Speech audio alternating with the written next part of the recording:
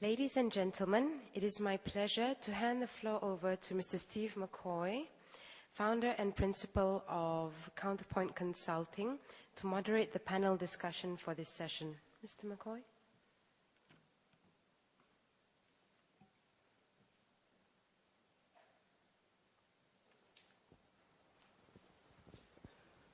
Done? Thank you.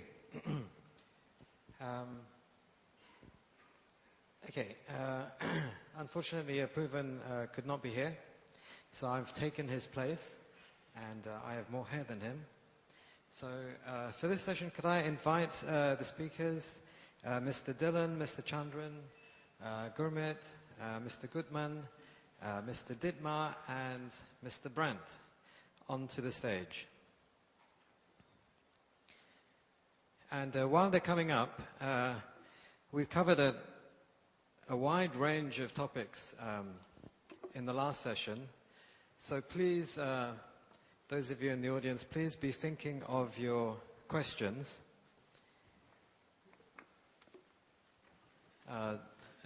Two mics over there. I might even have a walkabout with my mic.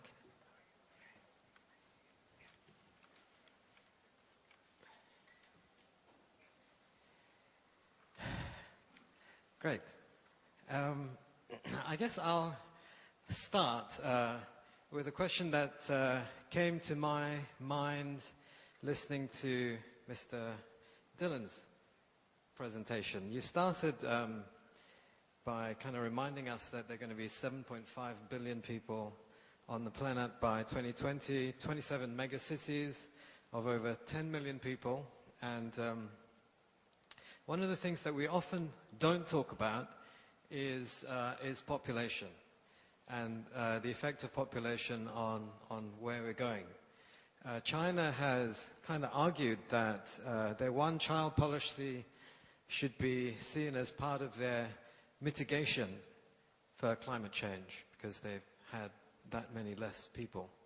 So this is a question to anybody and everybody. Is it time we started talking about the effect of population and what we need to be doing about it, if any? I think I'm right in thinking that Malaysia is one of the highest fertility rates in Asia, or at least in Southeast Asia. So any comments about that? The planet has a carrying capacity. So who would like to start the ball rolling? Would you like to? Basically, what was your... No, you can take that. Well, to answer your question, what I'd like to do is just give you some comments. I think population growth is a very important factor in as I mentioned many times in my slides, that human activities are related to greenhouse gas emissions. And of course, when population increases, they directly proportional to the increase of greenhouse gases, and that in a way affects the overall global temperature increase. So what was your comment on the China policy? I didn't really get that. Well, it's just that I think China, Gurmit, you can help out in that, but I think they've argued that the fact that they've had a one-child policy, that should be seen as part of their mitigation efforts. Yeah, I think the Chinese have tried to use many sort of examples that they're doing something. But I think a lot of people forget in this debate, it's also consumption patterns that are important.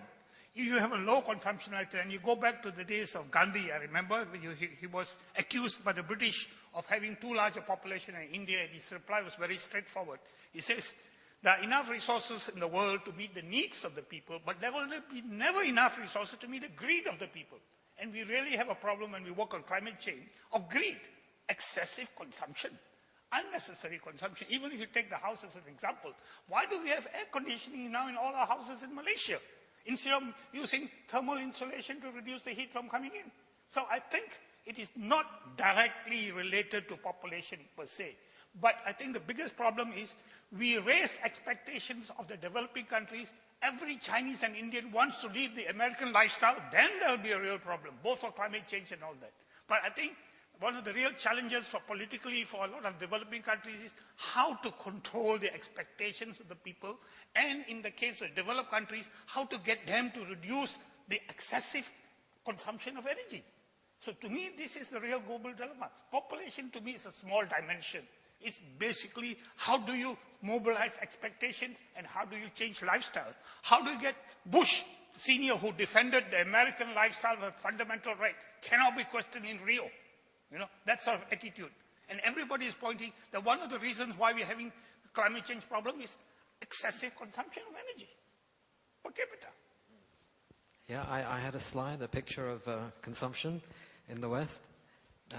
Maybe allow me to make a comment here. I hear a lot of comments from our esteemed panel members.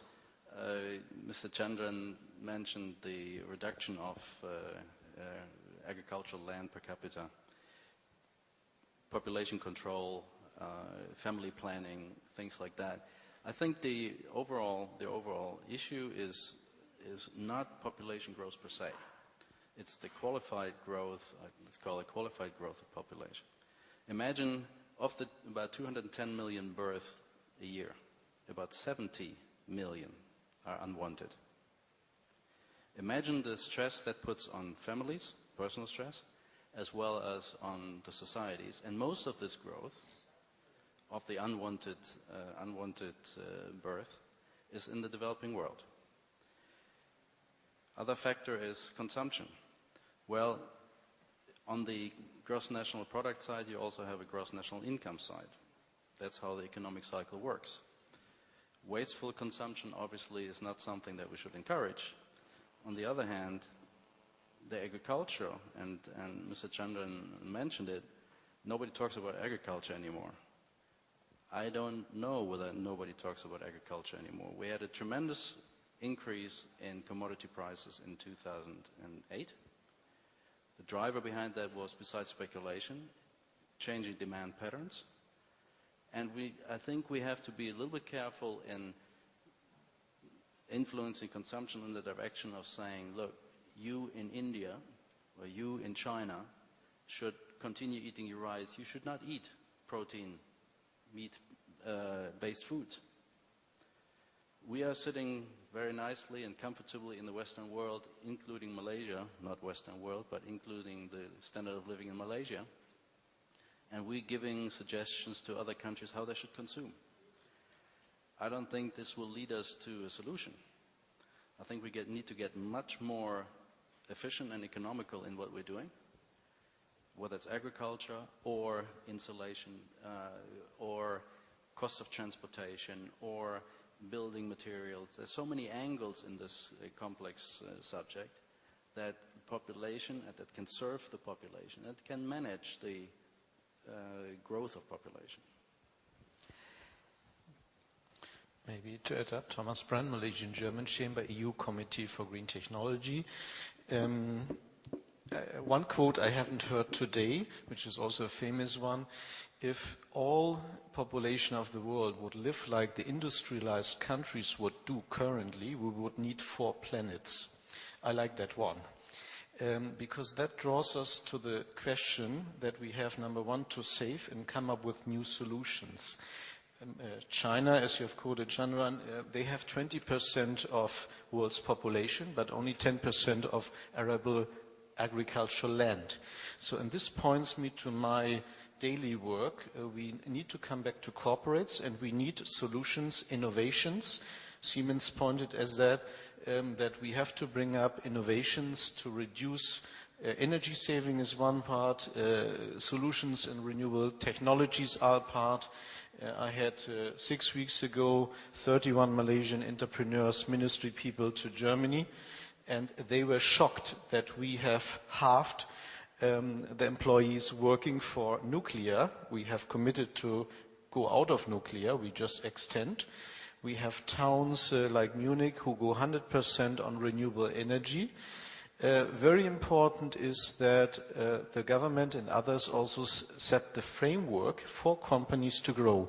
And within 10 years, just as an example, we have every other industry sector is decreasing despite only maybe healthcare is growing, but the green tech sector was a job creator.